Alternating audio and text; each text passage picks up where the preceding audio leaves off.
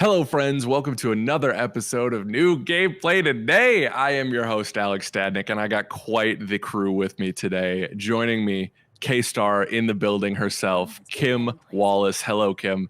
Hey, what's up? What are we Oh, playing here? What is this? We're playing Life is Strange True Colors, and I know I have another big fan of Life is Strange in Alex Van Aken here as well, correct? Hello. I've actually never played a Life is Strange game. I'm just What? really excited for this one because the protagonist's name is Alex and it takes place in Colorado, which is why I just moved here from. I've got a lot riding on this game. I hope it's good. Wow. It's not only representing my name, it's representing, a place that is near and dear to my heart, the state of Colorado. Yeah. Yeah. Well, I will say this. They make and Colorado is beautiful, but it looks beautiful in this game, and Alex is a pretty cool protagonist so far. I love her dry wit and sarcasm, and it's really fun to play with her dialogue options as you go through the game.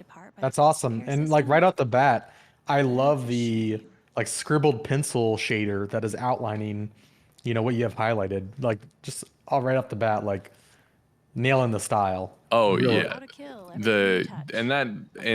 especially when we get into like some of the powers and stuff she has too. The style in this game is one of my favorite parts of this. And Kim, I'm with you, my fellow Alex here in the game.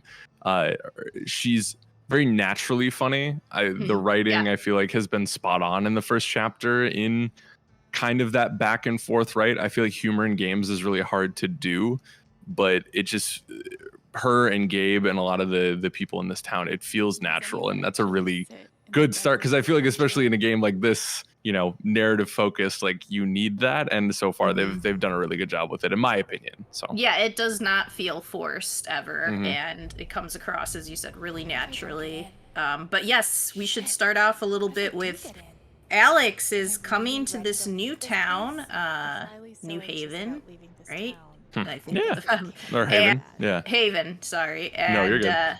Her to live with her brother, but she's been in and out of group homes for the last like 8 years or so, I think. And so they haven't seen each other in a while, and Alex is at an what I like about this is she's at an interesting time in her life. I think she's like 2021, which is the oldest had a Life is Strange protagonist. Usually they're high schoolish age, but she is trying to figure out like what's next with her life and really kind of searching for a place that feels like home.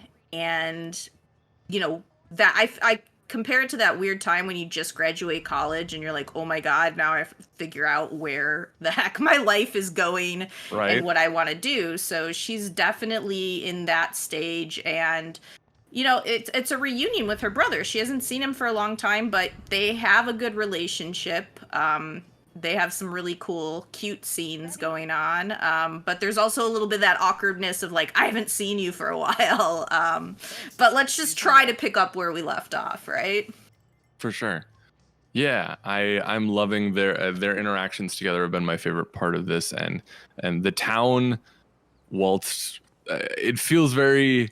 This kind of feels like a millennial dream, being in this beautiful, beautiful mountain town, kind of quiet, like unassuming, like, but I know I can't, me in the real world, I can't live in this town, right? With the mountains and stuff like that, it'd be way too expensive. Well, you also know that you're in a town where like everybody knows everyone else's business. And you get that feeling of like, there's that, small town closeness, which is very protective of everyone, and everybody knows each other. I like they have this little app on her phone, which is like, oh, what's that neighborhood app that everybody always talks about? Nextdoor. Yes, it's like Nextdoor, exactly like Nextdoor, but this town, think of them of like having their own Facebook page, and just like listing like, hey, I need someone to help me with this, or this is going on now. And this dude right here, this is Ryan. He's one of her love interests, if you choose. So you do not have to. There's 2 love interests, Ryan and Steph. And you don't have to pick a love interest, but if you want one, they're there. They're there to explore. But here we're looking for he needs help finding, she's trying to get a gift for her brother, you know, want to make a good impression and figure out what he was interested in music wise. And the cat is, of course, on top of the document she does. As cats tend to do. So backing this up a little bit, if Yeah. you've never played a Life is Strange game, you know, in True Colors, you're presented with choices. You know, usually it's between 2 and 4 choices, kind of like, you know, it maps it to the face buttons. And some of them have big consequences in the story. Some have little ones that we've ran into so far. There's a couple ones where they make it clear which ones are like the big choices, right? It's usually like you have one on the left, one on the right. Correct. Yes, Kind it of like stops in time to let you know, like, hey, you got these 2 big choices here. What you gonna pick? And then you sit there agonizing over it for a little bit and hoping that you made the right one. Oh, there's the kitty toy.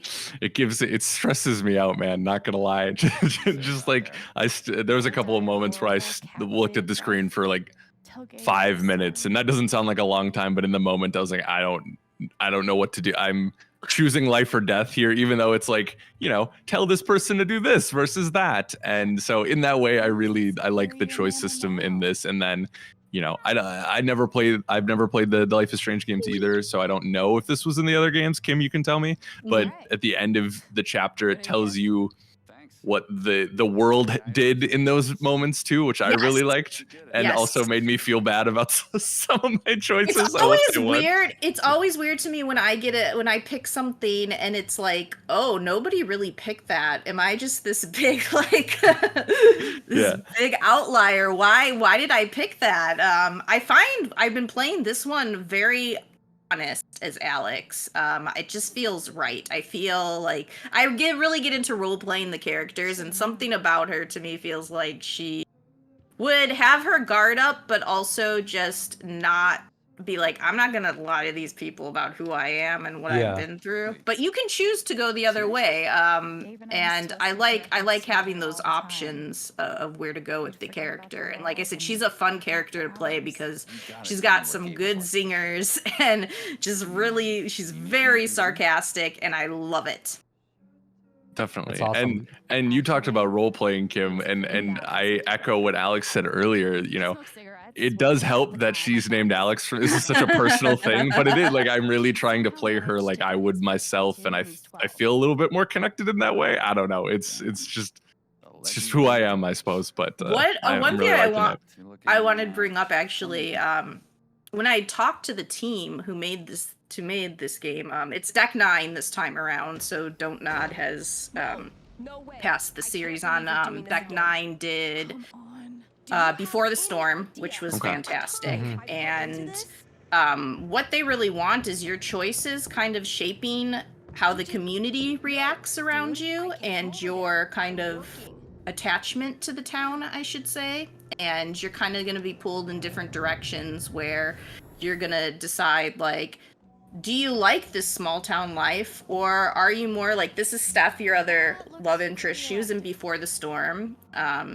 She loves her some D&D, which makes her cool in my book. I'm Steph. But she's more like, you know, Ryan, who we saw, he's grown up his whole life in the town. And then you have her who has always been on the move and kind of likes that freedom of not being too attached to one place for too long. But I mean, it's ultimately, like I said, your decision on what you decide and how it goes.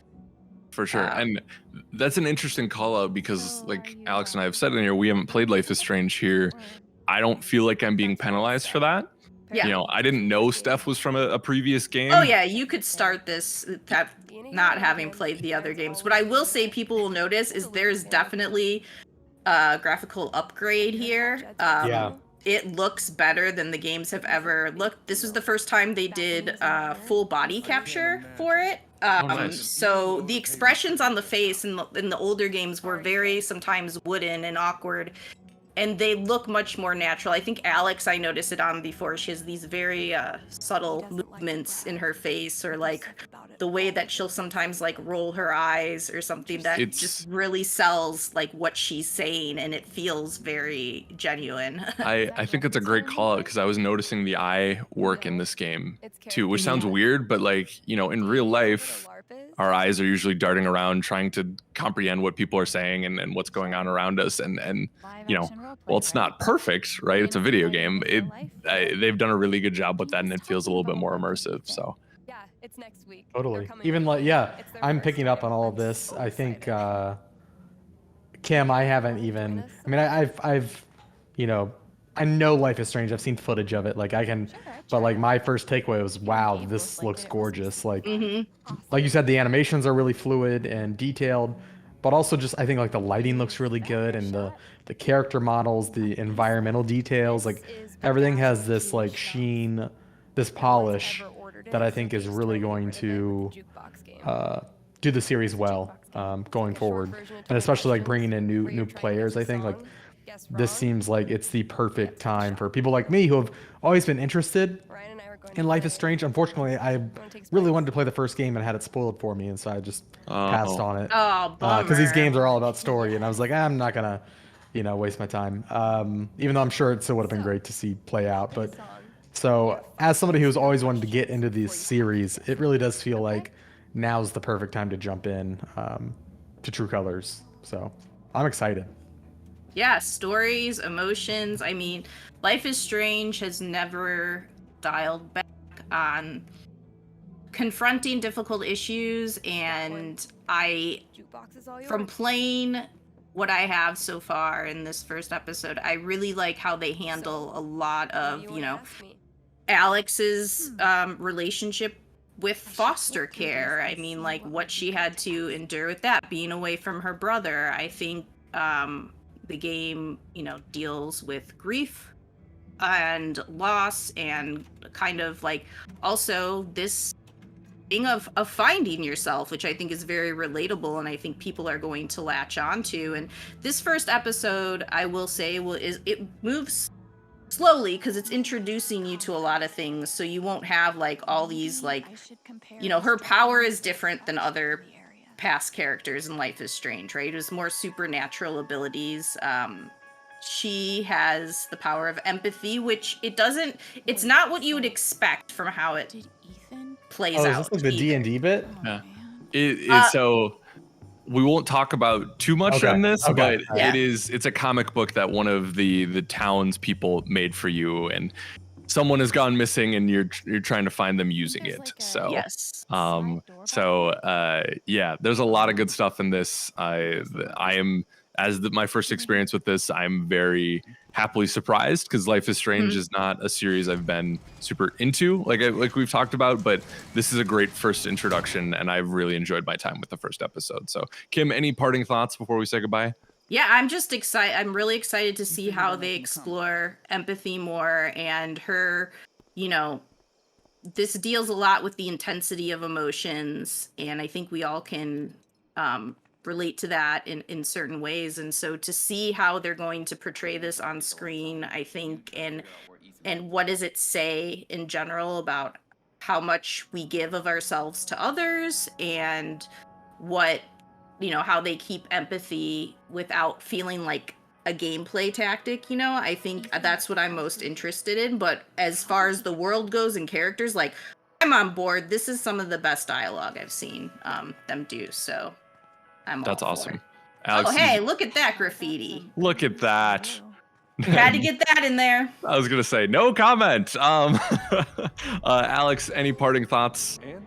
I'm really excited for this. You know, funnily enough, I actually used to work in the same building as Deck 9 when I lived in Colorado. Oh, really? Didn't know it Damn. until it was too late, but it really seems like, I mean, I'm really just excited to see this world. Like I said, huge tie. It looks like Telluride, Colorado. It looks like that mixed with Boulder, which is where I live. That's what they said they were inspired by the way. Oh yeah, they look identical.